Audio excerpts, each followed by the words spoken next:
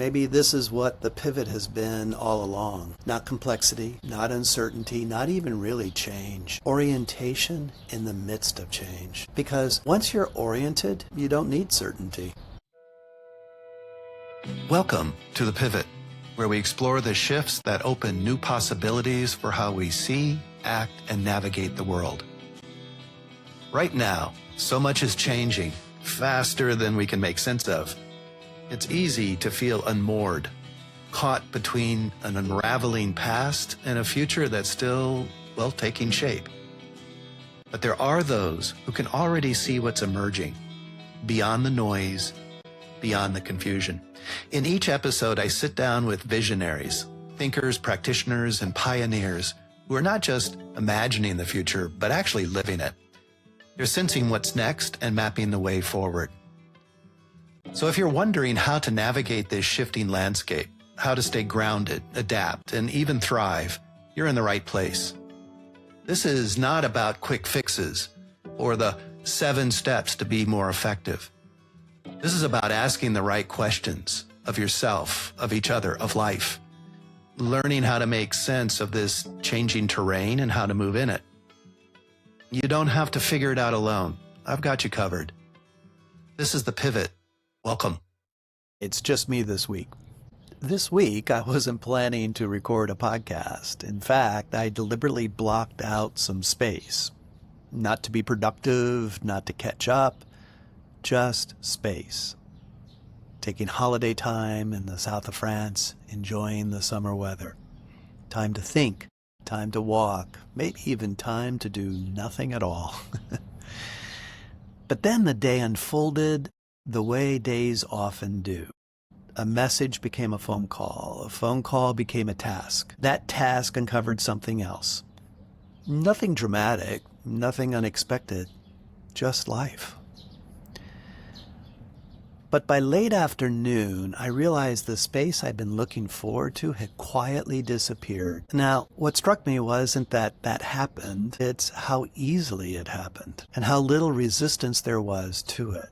Almost as though the world is constantly inviting us away from ourselves. And that thought has stayed with me, and I decided to share this with you, because I realized I wasn't actually disappointed about losing the time. There was something else that was bothering me. And it took me some time to find the word. And the word is orientation. I've been thinking about that word quite a bit. I did take a walk with it. And it's funny, I've spent years talking about navigation, the pivot, navigating the meta-crisis, helping leaders navigate uncertainty, helping people when the old maps stop working, helping people move through transitions. Yet somehow I'd never stopped to ask the obvious question, what actually makes navigation possible? Because it's not confidence, it's not experience, it's not intelligence, it isn't even having the right map, it's orientation. And this is surprising me. I like this.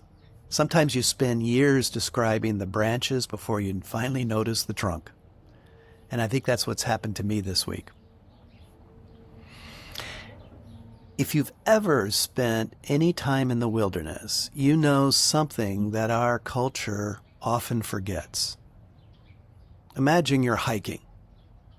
At some point, you realize you're no longer entirely sure where you are. Maybe the trail isn't where you expected, or maybe 2 paths show up that look almost identical. Or maybe the weather's changed suddenly. What's fascinating to me is that experienced navigators don't automatically speed up. They don't think, I'll just walk faster until I figure it out. They stop. They become still. They look. They listen. They notice the light, the contours of the land, the sound of the water, the direction of the wind. Only after they've oriented themselves do they move. Somehow we've forgotten that wisdom in everyday life. When we become uncertain, we move faster. It's automatic now. I think we've confused movement with navigation. They're not the same thing. You can move all day. You can answer emails, take meetings, listen to podcasts, read another book, sign up for another course, respond to every notification, and still become increasingly lost. And that's a strange thing to say in a culture that celebrates busyness. But I think it's true. Movement can create a feeling of progress. Orientation determines whether it's actually taking us somewhere meaningful. So what's been sitting with me around this is this. If orientation matters so much, where does it actually come from? Certainly not from consuming more information. We've never had more information. We've never had more experts, more newsletters, more podcasts, more AI, more analysis. And yet I meet remarkable people all the time who quietly confess, I don't know what matters anymore. Now that's not an information problem. That's an orientation problem.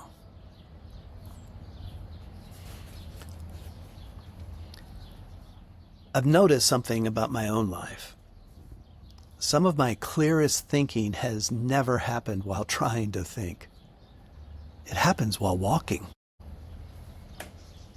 People sometimes ask why I protect that time, what I call spaces between meetings, spaces between things, why I'm so focused on protecting it.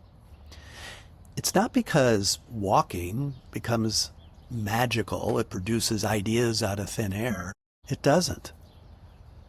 Most walks don't produce anything obvious, but what they do produce is room. I've stopped expecting the walk to solve my problems. That was a big shift. Instead, I think of it as creating conditions where something can finally catch up with me. Sometimes nothing happens. Sometimes something I've been carrying for weeks quietly settles into place. Not because I forced it, because there was finally enough room. And I've watched the same thing happen in coaching for years. You know, the breakthrough almost never comes while someone is trying to manufacture one. It comes after the sigh. It comes after the silence. After they stop trying to sound competent or in control. Sometimes after they simply say, I honestly don't know. It's almost as though inside had been waiting for permission to enter the room. That's always fascinated me. That's always caught my attention. The most important moments, they rarely arrive through force, if ever. They arrive through availability. And I think this matters now more than ever, because many of us grew up in a world where execution was rewarded. It was demanded and rewarded. The map was relatively stable, predictable, easy. You learn the rules, work hard, apply yourself, refine the strategy. The future was never guaranteed, but it was navigable. Today feels different. Technology is changing faster than our assumptions. Artificial intelligence is reshaping work, life, almost monthly, even weekly. Institutions are shifting. Some are disappearing. The pace of change keeps accelerating. Many people I work with aren't asking, how do I optimize? They're asking something much quieter. How do I know what matters now? That's an orientation question. As I've been reflecting on this, something else has become clear. Maybe this is what the pivot has been all along. Not complexity, not uncertainty, not even really change. Orientation in the midst of change. Because once you're oriented, you don't need certainty. You can move without having every answer. You can tolerate ambiguity, disruption. You can discern signal from noise. You can remain connected to yourself while adapting to the world as it's changing. Those capacities all begin in the same place: orientation. So here's a small experiment I've been trying. When I feel urgency, instead of immediately asking, "What should I do?" I ask a different question.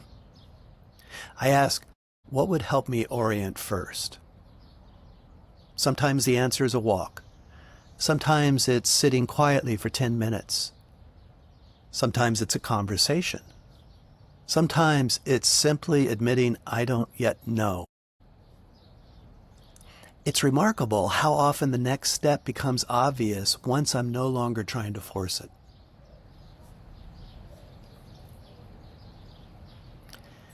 And I've been asking myself another question lately. Not what do I need to accomplish today, but what deserves room today? Room for attention, room for beauty, room for grief, room for uncertainty, room for imagination. Because I no longer think space is the reward for getting everything done. I think space is the condition that allows us to perceive what matters. And perhaps that's the deeper invitation. Not to become faster, not to become more efficient, but to become better oriented.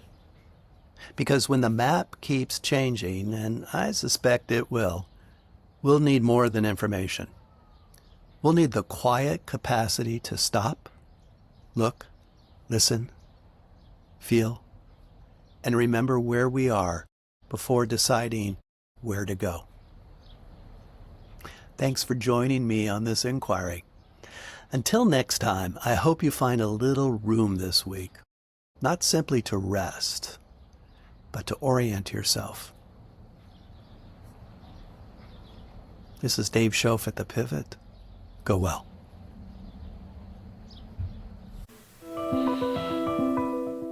Thank you for being here and for staying with what's unfolding.